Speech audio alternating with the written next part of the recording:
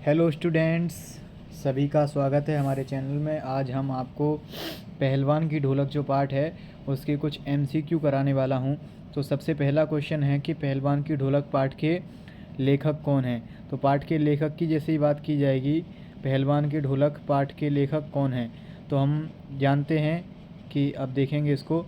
तो फणीश्वर नाथ रेणु, फणीश्वर सिंह रेणु, फणीश्वर प्रसाद रेणु या फणीश्वर दास रेणु। तो करेक्ट आंसर हो जाएगा फणीश्वर नाथ रेणु। पाठ का प्रारंभ किस ऋतु के दिनों से होता है। तो प्रारंभ में ही क्या कहा जाता है, जाड़े के दिन, यानी कि जाड़े के दिन अमावस्या की रात। कैसी रात, अमावस्या की, अमावस्या याद रखना, ठीक है। तो जाड़े के दिन यानी कि सर्दियों के भी आ सकता है। जाड़े के दिन या जाड़े को ही क्या बोलते हैं हम अपनी, मतलब जाड़ा बोलते हैं लोकल लैंग्वेज में, देशज भाषा में, और उसको क्या बोलते हैं, सर्दियों को जाड़ा बोलते हैं, सर्दियों के दिन, ठीक है। तीसरा क्वेश्चन क्या है, किसकी रात ठंडी थी, अमावस्या की या अमावस की, एक ही बात है। कौन सी रात चुपचाप आंसू बहा रही थी, अंधेरी रात। कौन सी रात बहा रही थी चुपचाप आंसू, अंधेरी रात चुपचाप क्या बहा रही थी, आंसू बहा रही थी, अंधेरी रात चुपचाप आंसू बहा रही थी। किसका क्रंदन सुनाई सुनाई दे रहा था। क्रंदन यानी कि चीख पुकार को क्रंदन कहते हैं अपन, ठीक है। तो किसका क्रंदन सुनाई दे रहा था, किसका क्रंदन सुनाई दे रहा था, सियारों का, सियारों का क्रंदन सुनाई दे रहा था। केवल सियार और उल्लू ही रो रहे थे। कौन कौन, यहाँ पे उल्लू भी ऐड कर देंगे अपन, ठीक है। कौन कौन रो रहे थे, सियार और उल्लू। थोड़ा सा इसका साइज छोटा कर लूँ, ठीक है। अब लैपटॉप पे भी इसको पेन टैब आज ही मैंने परचेज़ किया है, तो अब इसको लैपटॉप पे लेक्चर बनाया करेंगे, तो मोबाइल से बना रहे हैं, ठीक है ना। तो कौन कौन रो रहे थे, सियार और उल्लू। अभी पेन टैब पर मैं नया हूँ तो इतनी अच्छी हैंड राइटिंग नहीं आ रही होगी मेरी, ठीक है ना। ये माउस की तरह भी काम करता है। किसकी मृत आवाज़ गांव में संजीवनी शक्ति भरने का काम करती थी। किसकी आवाज़ मृत गांव में संजीवनी शक्ति भरने का काम करती थी, पहलवान लुट्टन की ढोलक की आवाज़। पहलवान का नाम क्या था, सही नाम क्या था, लुट्टन सिंह नाम था। लुट्टन पहलवान किस उम्र में अनाथ हो गया था, 9 वर्ष की आयु में। किस उम्र में, 9 वर्ष की आयु में लुट्टन पहलवान अनाथ हो गया था। इसके बाद शेर के बच्चे को किस नाम से पुकारा जाता है, या ऐसा आ सकता है शेर के बच्चे का असल नाम क्या था। तो क्या नाम था, चारा सिंह नहीं था, चांद सिंह। क्या नाम था, चांद सिंह। ये कहाँ से आया था, पंजाब से आया था। कहाँ से आया था, पंजाब से आया था। ये कहाँ से आया था, पंजाब से आया था। इसके गुरु कौन थे, बादल सिंह, बादल सिंह इसके गुरु थे। चांद सिंह के गुरु का नाम क्या था, लिखा भी है बादल सिंह। चांद सिंह कहाँ से आया था, पंजाब से आया था। कहाँ से आया था, पंजाब से आया था, ठीक है। इसके बाद देखो, लुट्टन सिंह ने चांद सिंह को कहाँ के दंगल में हराया था। कहाँ का दंगल था वो, श्यामनगर राज्य का। कहाँ का था, श्यामनगर, ठीक है। एक क्वेश्चन है, ये जो है ये क्या है कि, एक क्वेश्चन ये है कि जो एक पहलवान था, एक प्रसिद्ध पहलवान को हराया था चांद सिंह के बाद लुट्टन ने, वो कौन सा पहलवान था। तो उसका नाम क्या है, काला खां। लुट्टन सिंह के सिर पर कसरत की धुन क्यों सवार हुई थी, लोगों से बदला लेने के लिए, लोगों से बदला लेने के लिए। लुट्टन के कितने पुत्र थे, लुट्टन के कितने पुत्र थे, लुट्टन के कितने पुत्र थे, 2 पुत्र थे इसके, लुट्टन के 2 पुत्र थे, ठीक है। और इसकी क्या थी, इसकी माता पिता का देहांत हो गया था, लेकिन तब तक शादी हो गई थी। तो पालन पोषण किसने किया था, सास ने किया था। सास कैसी थी, विधवा थी, सास विधवा थी। अब क्वेश्चन है, कि राज दरबार से निकाले जाने के बाद पहलवान क्या करने लगा, गांव के युवकों को कुश्ती सिखाने लगा। पहलवान के दोनों लड़के क्या करने लगे, दोनों लड़के क्या करने लगे थे पहलवान के, ये क्या करने लगे, मजदूरी करने लगे थे। क्या करने लगे थे, मजदूरी करने लगे थे। लुट्टन के दोनों बेटों की मृत्यु कैसे हुई, लुट्टन के दोनों बेटों की मृत्यु कैसे हुई थी, मलेरिया और हैजे से। मलेरिया हैजे से पूरा गांव पीड़ित था, और लुट्टन के दोनों बेटे भी इसी से मर गए। लोगों के अनुसार पहलवान का कलेजा कितने, क्या लिखा हुआ है, पहलवान का कलेजा कितने हाथ का था, कितने हाथ का था। लोग कहते हैं कि 1.5 हाथ का कलेजा था।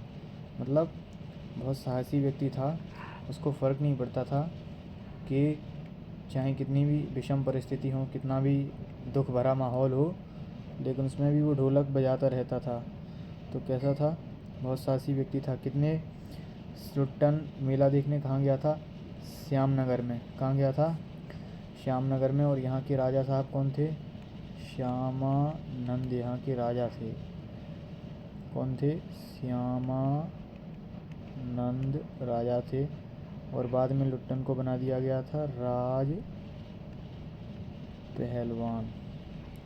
ठीक है, लुट्टन राज पहलवान बन के दरबार में कितने वर्षों तक रहा? 15 वर्षों तक। 15 वर्षों तक ये कौन बन गया था? दर्शनीय जीव बन गया था राज दरबार का। दर्शनीय जीव यानी कि लोग इसे देखने दूर दूर से आते थे। अब जीते रहो बहादुर, तुमने मिट्टी की लाज रख ली, यह किसने कहा था? किसने कहा था? राजा साहब ने कहा था। किसने कहा था? राजा साहब ने। राजा साहब ने कहा था। फणीश्वर नाथ रेणु का जन्म कब हुआ था? 1921 में। ऐसे ही करके हरिवंश राय बच्चन का पूछा जाए तो 1907 में। ठीक है, महादेवी वर्मा का 1907 में। ऐसे ही करके हजारी प्रसाद द्विवेदी का, इनका भी 1907 में। फणीश्वर नाथ रेणु का 1921 में। 7 या 21। ठीक है, मृत्यु कब हुई थी? 1977 में फणीश्वर नाथ रेणु जी की। फणीश्वर नाथ रेणु का निधन कहाँ हुआ था? पटना में हुआ था। कहाँ हुआ था? पटना, जो कि कहाँ पर है? बिहार में है। पटना कहाँ पर है? बिहार में है। ठीक है ना। अब देखो, अब प्रश्न है कि फणीश्वर नाथ रेणु का प्रसिद्ध उपन्यास कौन सा है? मेला आंचल बहुत प्रसिद्ध उपन्यास है, मेला आंचल। इसको एक क्या कहते हैं? आंचलिक उपन्यास भी कहते हैं। आंचलिक उपन्यास। आंचलिक उपन्यास ऐसे उपन्यास होते हैं जो, उपन्यास तो समझते ही क्या होते हैं। आंचलिक उपन्यास उन्हें कहते हैं जिनमें गांव देहात की बातों को शामिल किया जाता है। ठीक है, मेला आंचल कैसा उपन्यास है? अंचलिका या आंचलिक कह सकते हैं ना। रात्रि के वातावरण में किसकी डरावनी आवाज़ भयानक बना देती थी? पेचक। पेचक होता है एक जानवर होता है, गौधुआ बोलते हैं अपन, गाँव में बोलते हैं गौधुआ, गेधुआ रो रहा है तो वो पेचक ही होता है। ठीक है, रोता है। अब देखो, लुट्टन पहलवान की होल इंडिया की सीमा कहाँ तक थी?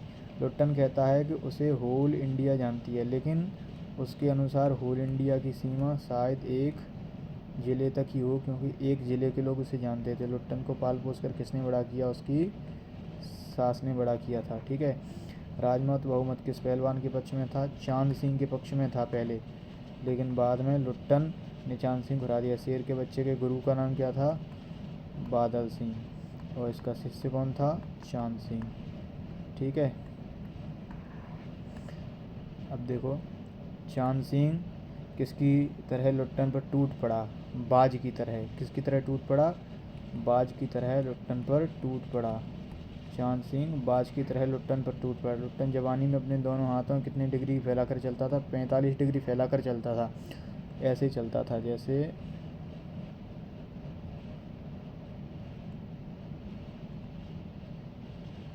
ये पहलवानों का स्टाइल होता है। ये कितने का कोण बन गया? 45 डिग्री का। ये कितने का बन गया? 45 डिग्री का, है ना। अब मैं बन जाऊंगा, मैं भी चला करूंगा ऐसे। ठीक है, अब देखो, काला खां कहकर अपने क्या कहकर अपने प्रतिद्वंदी पर टूट पड़ता था? ये कहता था आली। ये कहकर टूट पड़ता था, सामने वाले को लकवा मार जाता था, लकवा। ठीक है ना। लुट्टन पहलवानों दोनों भाभी पहलवानों का दैनिक भोजन व्यय सुनकर एक ने कहा, राजकुमार ने कहा टेरिबल, यानी क्या खतरनाक खर्च करते हैं ये लोग। तो मंत्री जी ने क्या कहा? मैनेजर साहब ने कहा हॉरिबल। मैनेजर साहब ने कहा था हॉरिबल। तो टेरिबल किसने कहा था? राजकुमार ने। मंत्री जी ने कहा था हॉरिबल। ठीक है, पूरे गांव में मलेरिया और हैजा का प्रकोप किस मौसम में फैला था? किस मौसम में फैला था? सर्दी के मौसम में फैला था। दंगल के आयोजन का स्थल कहाँ था? ऑब्वियसली श्यामनगर। राजा साहब ने कितने रुपए दिए थे? ये आए तो कितने का? 10 का नोट देते हुए, 10 का नोट देते हुए कहा कि मेला देखो और घर जाओ। ठीक है, चांद सिंह को की हार से सबसे दुखी कौन थे? पंजाबी सबसे दुखी थे, क्योंकि चांद सिंह जो था पंजाब का था, उसने पंजाब और पठान जमायत के हर पहलवान को हरा दिया था और 3 दिन से लगातार अजेय था, जिससे कोई नहीं जीत पा रहा था और बढ़िया अपनी मतलब लंबी लंबी मार रहा था, लेकिन यहाँ पे आकर के छोटे से लुट्टन ने उसको हरा दिया था। तो ये कुछ इंपॉर्टेंट ऑब्जेक्टिव क्वेश्चन हैं इस चैप्टर के आपके, ठीक है ना, तो इनको आप देख लेना। ये है फणीश्वरनाथ रेणु जी का लेखक परिचय है, इसकी व्याख्या होमवर्क में आपके लिए, ठीक है। तो फिलहाल इतना ही, धन्यवाद।